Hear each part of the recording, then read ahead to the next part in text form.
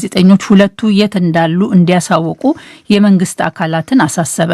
ኮሚሽኑ በፌስቡክ ገጹ እንዳለው ባለፈው ሳምንት መጨረሻ በቁጥጥር ስር የዋለው ጋዜጠኛ ታምራት ነገራና ከጥቅምት 16 ጀምሮ የታሰረው ክብሮም ወርቁ የት እንዳሉ አለመታወቁ በከፍተኛ ሁኔታ ያሳስበዋል።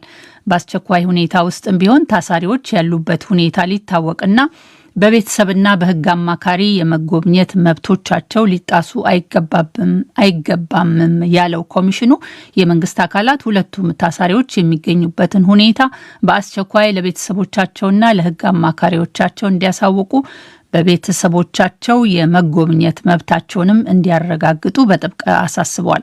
ጋዜጠኞቹ የተያዙበት ቦታ ለቤተሰቦቻቸው ባለመነገሩ የቤተሰብ ጥየቃ መብታቸው እንዳልተከበረላቸውም ገልጿል።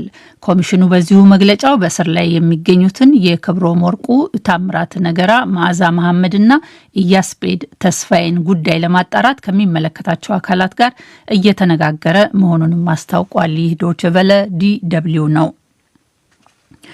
በአማራ ክልል የሚገኘው ወሎ ዩኒቨርሲቲ በህወሓት ኃይሎች የደረሰበት ውድመት 10 ቢሊዮን ብር እንደሚገመት የዩኒቨርሲቲው ባለስልጣናት ተናገሩ። መልሶ ለመገንባት ደግሞ 15 ቢሊዮን ብር ያስፈልገዋል ብለዋል። የዩኒቨርሲቲው ፕሬዝዳንትና አስተማሪዎች ወሎ ዩኒቨርሲቲ በቀላሉ እንደገና እንዳያንሰራራ ተደርጎ በህወሓት ኃይሎች ተዘርፏል፣ ወድሟልም ብለዋል። የዩኒቨርሲቲው ፕሬዝዳንት ዶክተር መንገሻ አየነ ለዶይቼ ቬለ በስልክ እንደተናገሩት ህወሓት ነቃይ ያሉትን ቡድን በማዘጋጀት የዩኒቨርሲቲውን የምርምር እቃዎችና ሌሎች በውድ ዋጋ የተገዙ እቃዎችን ዘርፏል፣ ያልቻለውን ደግሞ አውድሟል። ከተዘረፉትና ከወደሙት ውስጥ የዩኒቨርሲቲው የሕክምናና ጤና ሳይንስ ኮሌጅ የምርምርና የማስተማሪያ ላቦራቶሪዎች ይገኙበታል። ተሳቢ መኪኖችን በማስገባት የተደራጀ ነቃይ የሕክምናና ጤና ሳይንስ ኮሌጅ የምርምርና ማስተማሪያ ላቦራቶሪዎች ነበሩን። የኮቪድ ማዕከላት የምርመራ ማዕከላት 2 የኮቪድ ማዕከላት ነበሩ። የተፈጥሮ ሳይንስ ላቦራቶሪዎች በጣም ትልልቅ የሚባሉ ነበሩ። እንደዚሁም የእንስሳት ሕክምና እነዚህ በጣም የታወቁ የምርምርና የማስተማሪያ ላቦራቶሪዎች ነበሩን። በጣም በትልቅ ዋጋ ከውጭ ሀገር ያስመጣናቸው ነበሩ። እነሱን በሙሉ ጭነው ነው የወሰዱት። ፕሬዝዳንቱ የቤተ መጻሕፍትና የመመረቂያ አዳራሹን በከባድ መሳሪያ ከጥቅም ውጭ እንዳደረገውም ገልጸዋል። የዩኒቨርሲቲው መምህር ዶክተር ሙሳ አዳል በበኩላቸው ወሎ ዩኒቨርሲቲ ባለፉት 15 ዓመታት ራሱን ለማሳደግና ለማዘመን ብዙ የሰራ እንደነበረ አስታውሰው ህወሓት በዩኒቨርሲቲው ላይ ያደረገው አጠቃላይ ውድመት ግን ባዶ አስቀርቶታል ብለዋል። ለመማር ማስተማርና ለምርምር ለማህበረሰብ አገልግሎት መስጫ የሚያስችሉ ያካበታቸውን ተቋማቶች በሙሉ ፈርሰዋል። አሁን ነገ ትምህርት አስጀምርበታለሁ ደረጃ አይደለም አሁን ያለው። ስለዚህ ውድመቱ ዝም ብለህ ቀላል ውድመት አይደለም። አጠቃላይ ኮምፕሊት ዲስትራክሽን ወይም ደግሞ ሙሉ ውድመት ብለህ ነው የምትይዘው እንጂ በከፊል እንኳን ውድመት ብለህ አጥለህ የምትይዘው አይደለም። የወሎ ዩኒቨርሲቲ በተለያዩ ካምፓሶች 30 ሺህ ተማሪዎችን ሲያስተምር እንደነበረ የዩኒቨርሲቲው ፕሬዝዳንት ዶክተር መንገሻ አመልክተው ከመንግስት ከዩኒቨርሲቲዎችና ከማህበረሰቡ ድጋፍ በሚገኝ ገንዘብ ጥገናዎችን በማድረግ ስራ ለማስጀመር ጥረት እየተደረገ መሆኑንም መግለጻቸውን አለምነው መኮንን ከባህር ዳር ዘግቧል።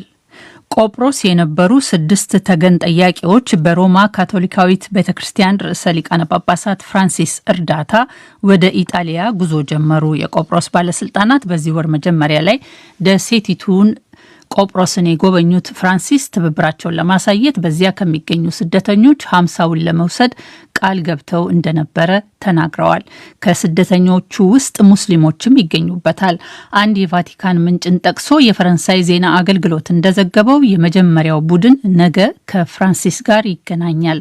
ከመካከላቸው የ25 ዓመቷ ሶማሊያዊትና 2 እህቶቿ ይገኙበታል። የአውሮፓ ህብረት መሪዎች በኮሮና መከላከያ ማጠናከሪያ ክትባት አስቸኳይነት ተስማሙ። የ27ቱ አባል ሀገራት መሪዎች ባካሄዱት ጉባኤ ፍጻሜ ላይ እንዳስታወቁት ማጠናከሪያ ክትባቱ በአውሮፓ የኮሮና ተዋሲ ስርጭትንና አዲሱን ልውጥ ተዋሲ ኦሚክሮንን ለመከላከል ወሳኝ ነው ብለዋል።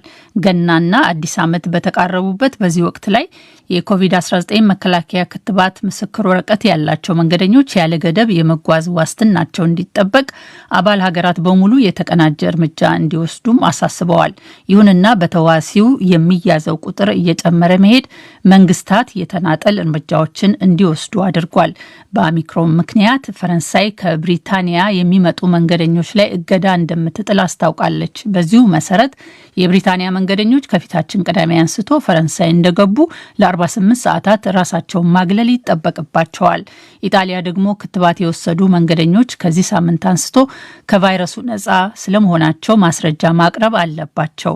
ሌሎች የህብረቱ አባል ሀገራት ተመሳሳይ የተናጠል ገደቦችን የሚጥሉ ከሆነ የህብረቱ አባል ሀገራት ዜጎች ወዳጅ ዘመዶቻቸውን ለመጎብኘት ከአንዱ ሀገር ወደ ሌላው የሚያደርጉትን ጉዞ ያሰናክላል የሚል ስጋት አሳድሯል። ከዶቼ ቬለ ዜናውን ለማብቃት ነው ዋና ዋና ርዕሶቹን በድጋሚ የተባበሩት መንግስታት የሰብአዊ መብቶች ምክር ቤት በኢትዮጵያ የሰብአዊ መብት ይዞታ ላይ ለመነጋገር ለነገ የጠራውን አዲስ ስብሰባ ኢትዮጵያ ተቃወመች። የአፍሪካ ሀገራትም የኢትዮጵያን አቋም በመጋራት የአውሮፓ ህብረት ያቀረበውን የስብሰባ ጥያቄ አልተቀበሉትም። የኢትዮጵያ ባለስልጣናት በስራቸው ምክንያት ያሰሯቸውን ጋዜጠኞች በሙሉ ያለ አንዳች ቅድመ ሁኔታ እንዲፈቱ ተጠየቁ። የጋዜጠኞች መብት ተሟጋቹ ድርጅት በምህጻሩ ሲፒጄ ዛሬ እንዳለው በኢትዮጵያ የአስቸኳይ ጊዜ አዋጅ ከተደነገገበት ከጥቅምት መጨረሻ ወዲህ ቢያንስ 14 ጋዜጠኞች በእስር ላይ ይገኛሉ። በአማራ ክልል የሚገኘው ወሎ ዩኒቨርሲቲ በህወሓት ኃይሎች የደረሰበት ውድመት 10 ቢሊዮን ብር እንደሚገመት የዩኒቨርሲቲው ባለስልጣናት ተናገሩ። የዩኒቨርሲቲው ፕሬዝዳንትና አስተማሪዎች ዩኒቨርሲቲው በቀላሉ እንደገና እንዳያንሰራራ ተደርጎ በህወሓት ኃይሎች ተዘርፏል።